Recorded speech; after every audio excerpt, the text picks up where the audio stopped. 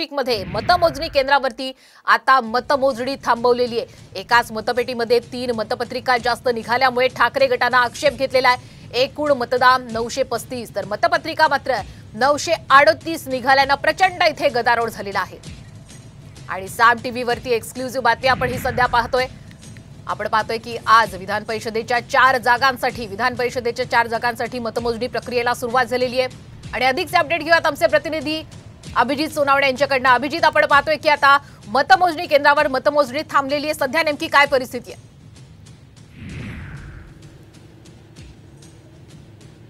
सध्या नाशिकच्या मतमोजणी केंद्रावर आपल्याला प्रचंड असा गोंधळ पाहायला मिळतोय, कारण जळगाव जिल्ह्यातल्या चोपड्या गावातल्या एका बूथवर 22 नंबरच्या बूथवर प्रत्यक्ष मतदान जे ते 935 झालेले, मात्र मतपेटीत मतपत्रिका ज्या आहेत त्या 938 आढळून आल्यामुळे ठाकरेंच्या शिवसेनेने या सगळ्या मतमोजणी प्रक्रियेला आक्षेप घेतलेला आहे। त्यामुळे सध्या मतमोजणी प्रक्रिया जी आहे ती थांबलेली आपल्याला पाहायला मिळते। ठाकरेंच्या शिवसेनेचे जिल्हा प्रमुख सुधाकर बडगुजर आपल्या सोबत आहे। नेमकं काय घडलंय आतमध्ये? चोपड्या तालुक्यातील 22 क्रमांकाचं बूथ आहे, त्यामध्ये 976 एकूण टोटल मतदान आहे। त्यापैकी 935 मतदान झालेलं असताना तिथं 938 मतपत्रिका निघाल्यात। त्याच्यावरती आक्षेप आम्ही नोंदवलेला आहे आणि आदरणीय गेळाम साहेब त्यामध्ये निश्चितपणाने बघतायत ते बूथ मोजणीची प्रक्रिया ही बाजूला ठेवलेली आहे आणि रेग्युलर प्रक्रिया चालू केली आहे। पण आपली काय मागणी असणार आहे आता?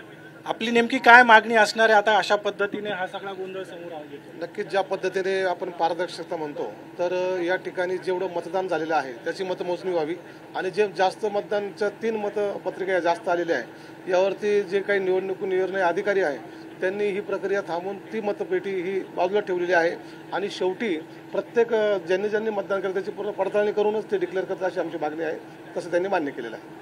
आपण पाहतोय की आता मतमोजणीची प्रक्रिया जी आहे ती काही काळ आपल्याला थांबलेली पाहायला मिळते। अगदी ठाकरेंची शिवसेना नाही तर अन्य उमेदवारांनी देखील आता मुख्य निवडणूक निर्णय अधिकाऱ्यांकडे या सगळ्या संदर्भामध्ये आक्षेप घेतलेला आहे। त्यामुळे आता आतमध्ये सध्या ज्या ठिकाणी मतमोजणी सुरू आहे त्या ठिकाणी आपल्याला काहीसं गोंधळाचं वातावरण जे आहे ते पाहायला मिळते आणि या सगळ्या घटनेची किंवा या सगळ्या प्रकाराची चौकशी झाल्यानंतरच निकाल जो आहे तो जाहीर करण्यात यावा अशा पद्धतीची मागणी आता केली जाते। अगदी धन्यवाद अभिजित आपण दिलेल्या संपूर्ण अपडेट बद्दल। तर नाशिकमध्ये आपण पाहतोय की मतदान प्रक्रिया काही काळ थांबली होती आणि आता त्या अनुषंगाने पुढील तपास सुरू आहे।